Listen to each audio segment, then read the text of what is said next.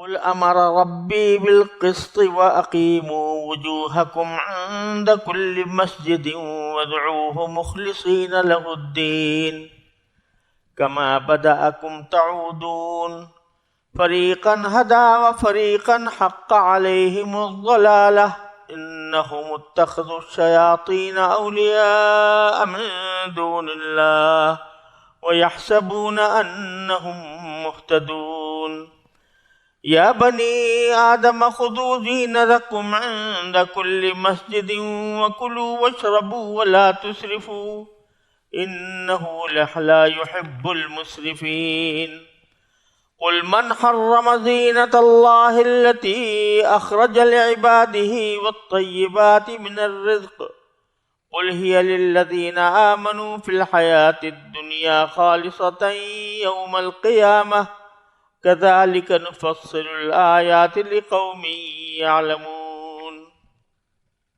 یہ سورہ اعراف کی آیت نمبر 29 سے آیت نمبر 32 تک میں نے تلاوت کی ہے۔ اس کا ترجمہ یہ ہے، اور جب یہ کافر لوگ کوئی بے حیائی کا کام کرتے ہیں، کہو کہ میرے پروردگار نے تو انصاف کا حکم دیا ہے، اور یہ حکم دیا ہے کہ جب کہیں سجدہ کرو اپنا رخ ٹھیک ٹھیک رکھو، اور اس یقین کے ساتھ اس کو پکارو کہ اطاعت خالص اسی کا حق ہے۔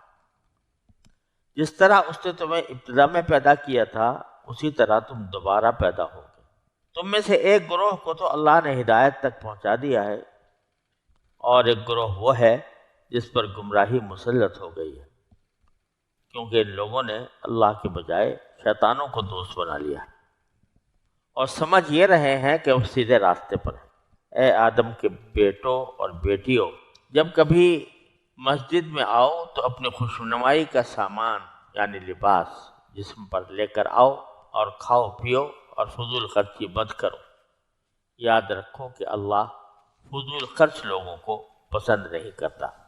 کہو کہ آخر کون ہے جس نے زینت کے اس سامان کو حرام قرار دیا ہو جو اللہ نے اپنے بندوں کے لیے پیدا کیا ہے، اور اسی طرح پاکیزہ رزق کی چیزوں کو۔ کہو کہ جو لوگ ایمان رکھتے ہیں ان کو یہ نعمتیں جو دنیاوی زندگی میں ملی ہوئی ہیں قیامت کے دن خالص انہی کے لیے ہوں گی۔ اسی طرح ہم تمام آیتیں ان لوگوں کے لیے تفصیل سے بیان کرتے ہیں جو علم سے کام لیں۔ جیسا کہ پچھلی آیات میں عرض کیا گیا تھا کہ اہل عرب یہ بے حیائی تو کرتے ہی تھے کہ برہنہ ہو کر ننگے ہو کر طواف کرتے تھے، لیکن اس سے بڑی بات یہ تھی کہ اس عمل کو اللہ تعالیٰ کی طرف منسوب کر کے کہتے تھے کہ اللہ نے ہمیں اس کا حکم دیا۔ تو اللہ تعالیٰ نے پچھلی آخری آیت میں فرمایا تھا کہ ان سے کہہ دو کہ اللہ تعالیٰ ایسی بے حیائی کا حکم نہیں دیا کرتا۔ اب آگے ایک وجہ اس کی بیان فرماتے ہیں کہ قل امر ربی بالقسط، آپ یہ کہیے کہ میرے پروردگار نے تو قسط کا حکم دیا ہے۔ قسط کا ترجمہ عام طور پر انصاف سے کیا جاتا ہے، لیکن اس کے حقیقی معنی یہ ہے کہ کسی چیز کو برابر کے دو حصوں میں تقسیم کر دیا جائے، دونوں طرف چیزیں برابر ہوں، اور اسی لیے اس کو بعض اوقات اعتدال سے بھی تعبیر کیا جاتا ہے۔ تو چونکہ جب فرض کرو ایک چیز دو آدمیوں میں تقسیم کرنی ہے تو اس کو برابر برابر دو حصے کرنا یہ انصاف کا تقاضا ہے، لہذا اس کو انصاف کے لیے بھی استعمال کیا جاتا ہے۔ تو یہاں انصاف کے معنی بھی ہے، اور اس سے زیادہ وسیع معنی یہ ہے کہ اللہ تبارک و تعالیٰ نے ہر چیز میں اعتدال کا حکم دیا۔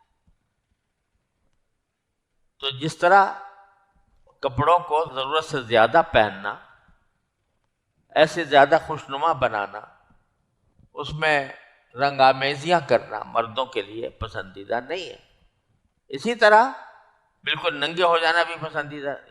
لہذا اللہ تعالیٰ نے اعتدال کا حکم دیا ہے کہ کپڑے پہنو اور بے تکلف پہنو، اس میں تکلف تصنع کرنے کی ضرورت نہیں۔ تو اللہ تبارک و تعالیٰ نے تو یہ حکم دیا۔ اسی میں یعنی یہ بات نکل آئی کہ اعتدال ہر چیز میں مطلوب ہے، کھانے میں، پینے میں، عبادات میں۔ اب اگر صدقات میں، زکوٰۃ میں صدقات میں، خیرات میں، کہ آدمی کے لیے یہ بھی برا ہے کہ آدمی بس بخیل بن کر بیٹھ جائے اور پیسہ کوئی خرچ نہ کرے، اور یہ بھی برا ہے کہ ضرورت سے زیادہ چیزوں میں خرچ کرنا شروع کر دے، اسراف کرے۔ تو اس لیے ہر چیز میں اللہ تعالیٰ نے اعتدال کا حکم، کذالک جعلناکم امۃ وسطا، ہم نے تمہیں متوسط امت بنایا ہے، اعتدال والی امت بنایا ہے۔ لہذا انسان کو ہر چیز میں اعتدال چاہیے، یہاں تک کہ کسی سے محبت ہو تو بھی اعتدال کے ساتھ ہو، کسی سے نفرت یا دشمنی ہو تو وہ بھی اعتدال کے ساتھ ہو۔ حضرت علی رضی اللہ تعالیٰ عنہ کا قول ہے کہ احبب حبیبک ہونما عسیٰ ان یکون بغیضک یوما وابغض بغیضک ہونما عسیٰ ان یکون حبیبک یوما ما، کہ اگر کسی سے محبت ہے تو وہ بھی دھیرے دھیرے کرو، اعتدال کے ساتھ کرو۔ اور کیوں؟ اس لیے کہ کسی دن ہو سکتا ہے کہ جس سے تمہیں محبت ہے اسی سے بغض ہو جائے، تو اس کے نتیجے میں تم اس موقع پر شرمندگی اٹھانی پڑے گی۔ اور اگر کسی سے بغض ہے تو وہ بھی اعتدال کے ساتھ کرو، کیونکہ ہو سکتا ہے کہ وہ تمہارا محبوب بن جائے کسی وقت۔ تو اس دین نے ہر چیز میں اعتدال کی تعلیم عطا فرمائی۔ پھر فرمایا وَأَقِیمُوا وُجُوهَکُمْ عِنْدَ کُلِّ مَسْجِدٍ۔ مسجد کا لفظ ایک تو عام طور سے اس جگہ کے لیے آتا ہے جہاں پر نماز پڑھی جاتی ہے، سجدہ کیا جاتا ہے، اس میں ظرف کے طور پر، لیکن بعض اوقات اس میں ظرف جو ہے وہ مصدر کے معنی میں بھی استعمال ہوتا ہے۔ یہاں مفسرین نے عام طور سے یہ کہا ہے کہ یہاں مسجد جو ہے یہ مصدر کے طور پر آیا ہے۔ کیا معنی؟ سجدہ کرنا۔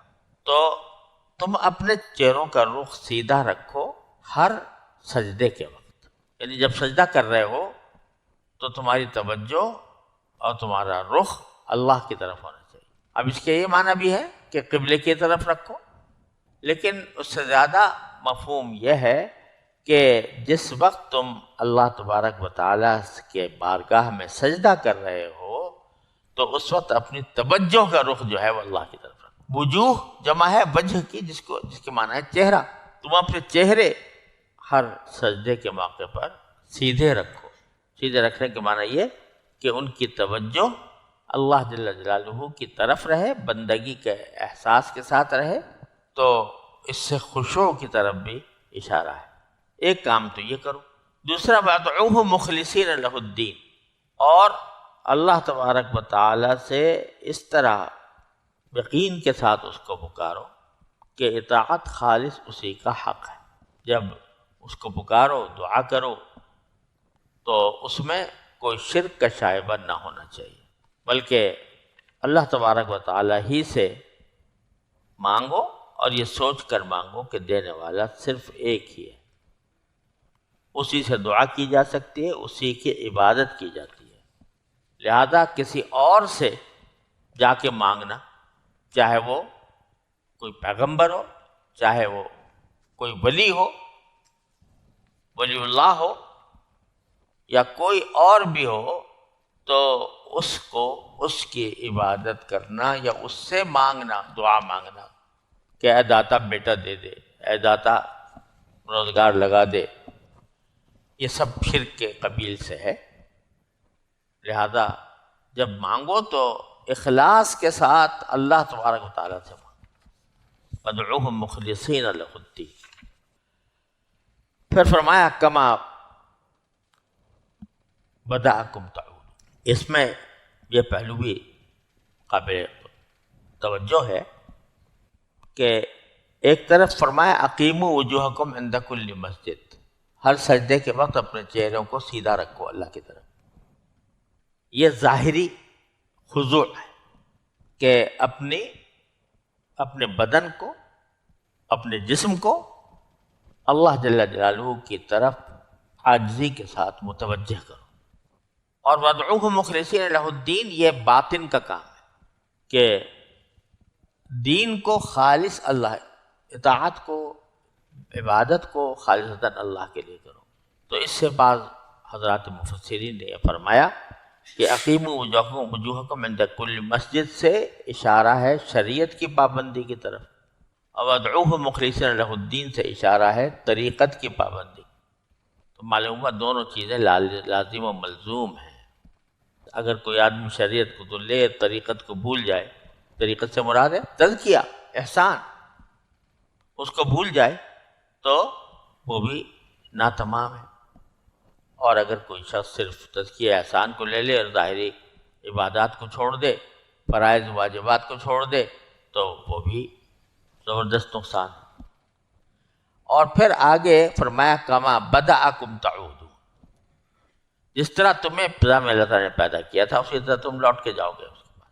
یعنی یہ اشارہ فرما دیا کہ جو باتیں ہم بتا رہے ہیں تمہیں کہ بے حیائی نہ کرنی چاہیے، اللہ تعالیٰ کے حکم کے تحت اعتدال سے کام لینا چاہیے، اللہ تعالیٰ کے سجدے کی طرف اللہ تعالیٰ کی طرف رخ کرنا چاہیے وغیرہ، یہ اس وقت تک ان پر جماؤ پیدا نہیں ہوگا جب تک کہ تم آخرت پر عقیدہ نہ رکھو، کہ تم جس طرح پیدا کیا تھا اللہ تعالیٰ نے اسی طرح تمہیں واپس وہیں پر جانا ہوگا، کما بدأکم تعودون۔ کیونکہ عقیدہ آخرت ہی وہ چیز ہے جو انسان کے دل میں گناہوں سے بچنے کا جذبہ پیدا کرتا ہے، کیونکہ اس کو یقین ہوتا ہے کہ اگر میں کوئی گناہ کروں گا تو اس کا بدلہ مجھے آخرت میں عذاب کی صورت میں اٹھانا پڑے گا۔ پھر فرمایا فریقاً ہدا فریقاً علیہم حق علیہم الضلالہ۔ کچھ اب انسانوں کے دو گروہ ہو گئے ہیں، ایک فریق تو وہ ہے جس کو اللہ تعالیٰ نے ہدایت تک پہنچا دیا، فریقاً ہدا، کیونکہ طلب تھی ان کے دل میں اور اللہ جل جلالہ پر ایمان تھا، تو طلب اور ایمان دونوں مل کر ان کو اللہ تعالیٰ نے خود پہنچا دیا ہدایت تک، فریقاً ہدا۔ یہاں ہدا کا نہ صلہ ہے نہ مفعول ہے، لہذا مراد مطلق ہدایت، ہدایت مطلقہ، مطلق ہدایت نہیں، ہدایت مطلقہ یعنی مکمل ہدایت اللہ تعالیٰ نے عطا فرما دی، خود پہنچا دیا منزل تک۔ اور فریقاً حق علیہم الضلالہ، اور ایک گروہ وہ تھا جس کے اوپر گمراہی مسلط ہو گئی۔ وہ کون تھے؟ یہ وہ تھے انہم اتخذوا الشیاطین اولیاء من دون اللہ، جنہوں نے شیطانوں کو دوست بنا لیا اللہ کو چھوڑ کر۔ یہ پہلی قوم تو وہ تھی جس نے اللہ کی طرف رجوع کیا، اللہ سے ہدایت مانگی، اللہ تعالیٰ نے ہدایت دے دی۔ اور یہ وہ ہے جس نے دوستی گانٹھی شیاطین کے ساتھ اور انہی کے کہنے پر عمل کرتے رہے۔ وَيَحْسَبُونَ أَنَّهُمْ مُهْتَدُونَ، اور وہ سمجھتے رہے کہ ہم سیدھے راستے پر، ہم صحیح۔ تو یہاں یہ بھی بتا دیا کہ حق و باطل کے معاملے میں محض لا علمی یا کوئی عذر نہیں کہ مجھے پتہ نہیں تھا۔ یہ ایسے دنیا کا بھی قانون ہے، اگنورنس از نو ایکسکیوز کہا جاتا ہے کہ جہالت جو ہے وہ کوئی عذر نہیں، تو شریعت میں بھی یہ حکم ہے کہ عذر نہیں۔ تو یہ جو کہہ رہے ہیں یحسبون انہم مہتدون، وہ سمجھ رہے تھے کہ ہم تو سیدھے راستے پر ہیں، تو کیا یہ ان کی لا علمی تھی؟ اور لا علمی کی وجہ سے کیا ان کو کوئی رخصت ملے گی؟ تو قرآن کریم کی آیت فرما رہی ہے کہ نہیں ملے گی۔ وہ چاہے جتنا سمجھتے رہے کہ ہم سیدھے راستے پر ہیں، مگر نہیں ملے گی، کیونکہ ان کے پاس راستے کھلے ہوئے تھے کہ وہ حقیقت تک پہنچتے۔ اللہ تعالیٰ کا پیغام آ چکا تھا، اللہ تعالیٰ پیغمبر بھیجے تھے، ان سے معلومات کر کے وہ حاصل کر سکتے تھے۔ تو اس لیے یہ چاہے کتنا سمجھتے رہیں، وہ کوئی شخص یعنی اشکال کر سکتا ہے نا کہ بھئی ایک شخص ہے وہ تو اپنے آپ کو صحیح سمجھ رہا ہے، اس نے ساری زندگی اپنی یہی سمجھ کر گزاری کہ میں ٹھیک کر رہا ہوں، پھر اس کو کیوں عذاب؟ تو جواب اس کا یہی ہے کہ اس نے طلب نہیں کی، حق کی طلب نہیں، اس لیے اس کو معذور قرار نہیں دیا۔ البتہ حضرت امام غزالی رحمۃ اللہ علیہ نے التفرقہ بین الحادی و زندقہ جو ان کی کتاب ہے، اس میں علامہ غزالی رحمۃ اللہ علیہ فرماتے ہیں کہ اگر کسی نے کے پاس کوئی طلب کا راستہ ہی نہیں تھا، بالکل طلب کا راستہ نہیں تھا، ایک آدمی جنگل میں وحشی پیدا ہوا اور جنگل کے اندر ہی زندگی گزری اس کی، پتے وتے کھا کر گزارا کیا جانوروں کی طرح، نہ کبھی شہر دیکھا، نہ کبھی کسی محفل میں آیا، نہ کوئی کسی سے گلنا ملنا ہوا، تو اس کے پاس طلب کا کوئی راستہ نہیں تھا۔ امام غزالی فرماتے ہیں امید ہے کہ انشاءاللہ اس سے باز پرس نہیں ہوگی۔ اگر طلب کے تمام راستے مسدود ہو جائیں تو پھر اس سے باز پرس بھی نہیں ہوگی انشاءاللہ۔ لیکن اگر طلب کے راستے موجود تھے، حق تک پہنچنے کے راستے موجود تھے، اور پھر بھی انسان نے اس کو استعمال نہیں کیا، تو پھر وہ یحسبون انہم مہتدون کے اندر داخل ہے۔ پھر آگے باری تعالیٰ پھر اس بات کو دہراتے ہیں کہ یا بنی آدمہ خذوا زینتکم عند کل مسجد، یعنی اب تک تو بیان تھا اس بات کا کہ لباس کتنی ضروری چیز ہے اور برہنے کی کتنی بری بات ہے۔ اب خاص طور پر وہ لوگ جو اہل عرب مسجد حرام میں ننگے داخل ہو جایا کرتے تھے، تو ان کو کہہ رہے ہیں، فرمایا کہ اے آدم کے بیٹیوں خذوا زینتکم عند کل، اپنے لباس زینت کا سامان مسجد کے پاس ضرور تیار کیا کرو۔ اے آدم کے بیٹوں اور بیٹیوں، جب کبھی مسجد میں آؤ تو اپنی خوشنمائی کا سامان لے کر آؤ۔ تو یہاں ایک طرف تو یہ حکم دے دیا کہ لباس پہننا ضروری ہے، لیکن دوسری طرف یہ بھی ہے اشارہ، اس میں اشارہ کیا بلکہ وضاحت ہے کہ لباس ایسا پہنا جائے جو زینت کہلا سکے۔ میلا کچیلا پھٹا پرانا لباس آدمی پہن کے چلا جائے، جبکہ جب کسی محفل میں جاتا ہے تو بڑا بن ٹھن کر جاتا ہے، اعلیٰ درجے کے کپڑے پہنتا ہے، اور موجود بھی ہیں، اور ان کو چھوڑ کر میلے کچیلے کپڑے پہن کر چلا جاتا ہے، یا ایسے کپڑوں میں چلا جاتا ہے جو کہ ناکافی ہوتے ہیں۔ کسی محفل میں جانے کے لیے کبھی ایسا نہیں کرے گا کہ صرف بنیان پہن کے چلا جائے، صرف بنیان اور لنگی پہن کے چلا جائے کسی محفل میں اگر جانا ہو، لیکن نماز کے لیے بنیان میں پڑھ لی نماز، تو یہ نماز کے احترام کے خلاف ہے، مسجد کے احترام کے خلاف بھی ہے، نماز کے احترام۔ تو صرف اتنا ہی نہیں کہ آدمی لباس پہنے، بلکہ لباس بھی ایسا پہنے کہ جو دوسری جگہ جاتے ہوئے آدمی پہنتا ہے۔ خذوا زینتکم عند کل، اور اسی سے یہ بھی پتہ چلا کہ اعتدال کے ساتھ انسان اگر کوئی زینت کا کام کرے تو یہ کوئی ناپسندیدہ چیز نہیں ہے۔ بعض لوگ بہت ہی خشک قسم کے لوگ جو ہیں وہ یہ سمجھتے ہیں کہ بھائی ہمیشہ کسی اللہ والے کو یا کسی عالم کو ہمیشہ لول جلول ہی رہنا چاہیے، تو کوئی اچھا اگر لباس پہنے گا تو وہ گیا اس کی تقدس کے خلاف ہے یا اس کے اللہ والا ہونے کے خلاف ہے۔ یہ بالکل غلط تصور ہے۔ حضرت امام مالک رحمۃ اللہ علیہ ویسے تو درویش آدمی تھے، لیکن جب باہر آتے تھے درس حدیث کے لیے تو ہر روز نیا جوڑا پہن کر آتے، نیا، ہر روز نیا، خوشبو کی طرح۔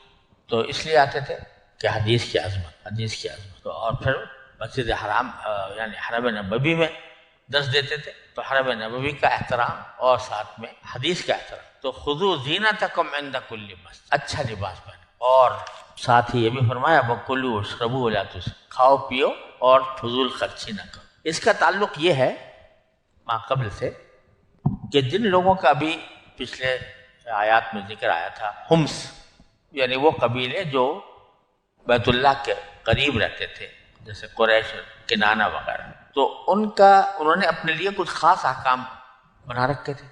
اس میں سے ایک یہ بھی تھا کہ بھئی لباس کے ساتھ طواف جو ہے صرف حمص کر سکتے ہیں، یا حمص کے لباسوں کے ساتھ۔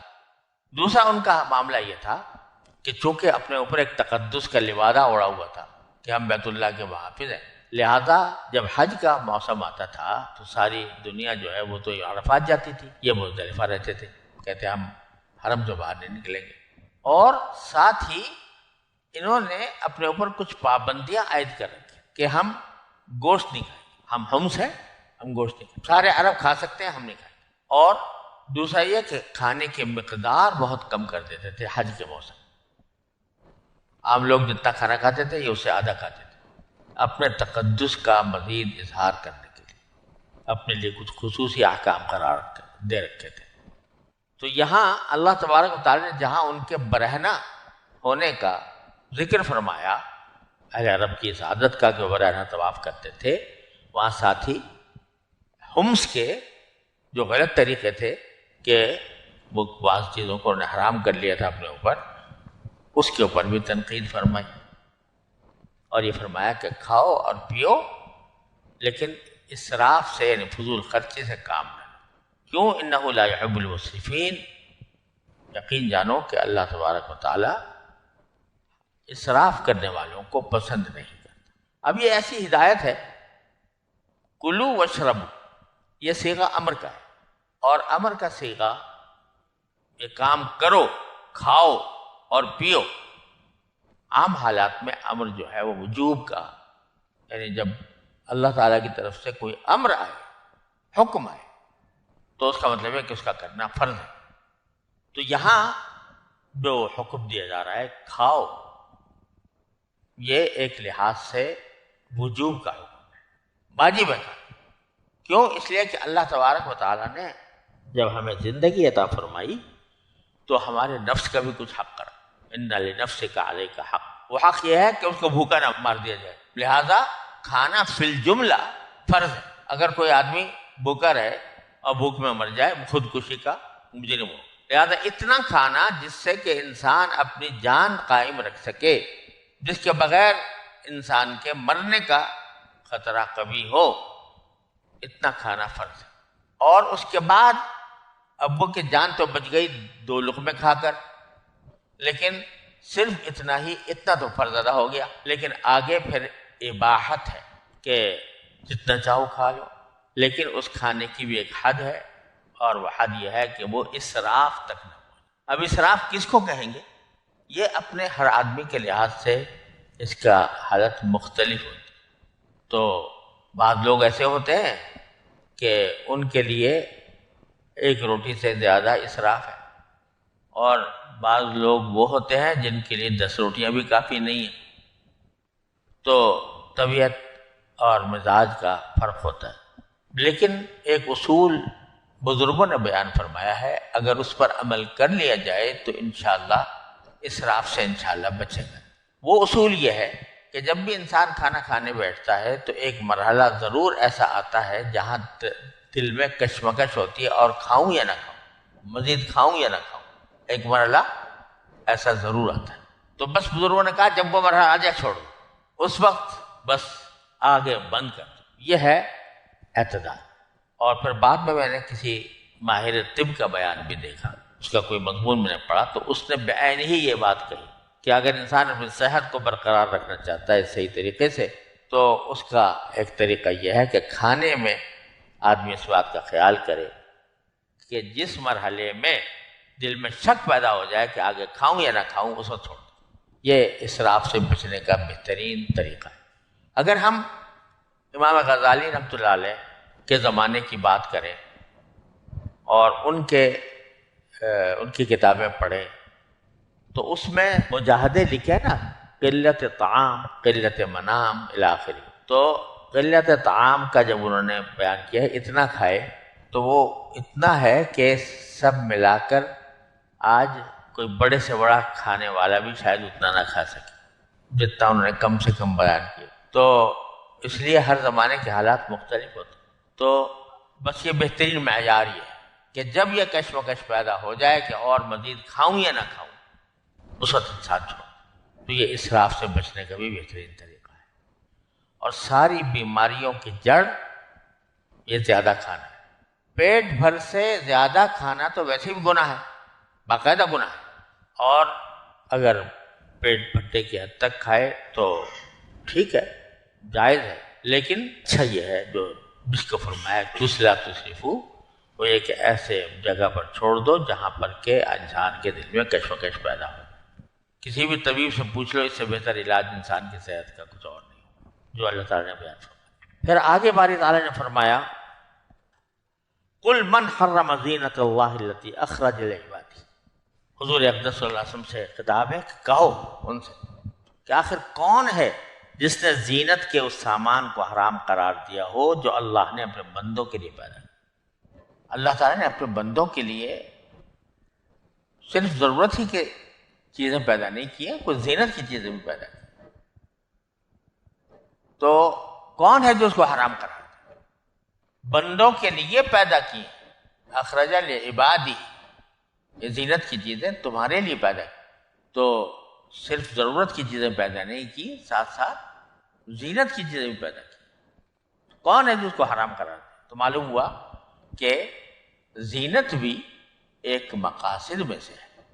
بعض فقہاء کرام نے جو لکھا ہے کہ مرد کے لیے زینت کا کوئی سامان اختیار کرنا مکروہ ہے، تو اس سے مراد وہ زینت ہے جو خواتین کیا کرتی، خواتین کی کے جو طریقے ہوتے ہیں زینت کرنے کے یا سنگار کرنے کے، مرد وہ اختیار کرنے لگے تو مرد عورت بن جاتا ہے، وہ بے شک فقہاء کرام نے اس کو منع ہے۔ لیکن ایسی زینت جو مرد ہی کے لیے ہے، اس میں نہ صرف یہ کہ کوئی مذائقہ نہیں، بلکہ اس کو چھوڑنا یا اس کو برا سمجھنا اس آیت کی روح سے غلط ہے۔ تو ایک تو زینت کو کس نے حرام، اور دوسرا طیبات من الرزق، اور اچھے کھانے کو کس نے حرام کیا؟ یہ جو اہل عرب چھوڑے بیٹھے تھے گوشت کا کھانا، ان کی طرف جا رہا ہے کہ اس کو کس نے حرام کر دیا؟ ان کے اللہ تعالیٰ نے کوئی حرام نہیں کیا۔ اب یہاں ایک بات یہ سمجھیے کہ یہ جو فرمایا کہ ہم نے اللہ کی وہ زینت جو نکالی ہے، پیدا کی ہے اللہ تعالیٰ نے لعبادی، اپنے بندوں کے لیے۔ اب اس بندوں میں مسلمان بھی داخل اور غیر مسلم بھی داخل، بندے تو سب ہیں۔